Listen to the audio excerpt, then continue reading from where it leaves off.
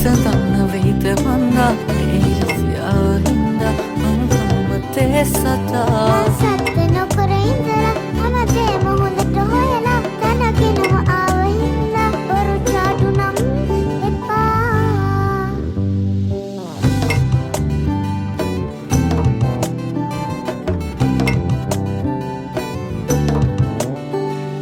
කලබලෙට යන්නේ මොකද රව නංගිනක්කලට වාගේ හොම පැන පැන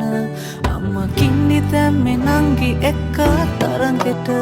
මගේ ලැජ්ජනාරේ පල්ටි කැව්වේ හිටගෙන මං එක්ක ළඟම ඉඳලා දැන් ඉරිසියාව කහලා මං ටිකක් ඉසේ හින්දා පොඩි කතාවකුත් අතලා කොයින්න ළඟට දුවලා හති වැටේ ඔහොම රවලා දැන් තරහා ඉවර කරලා අපි යාළුවෙමුද පහත් දාලා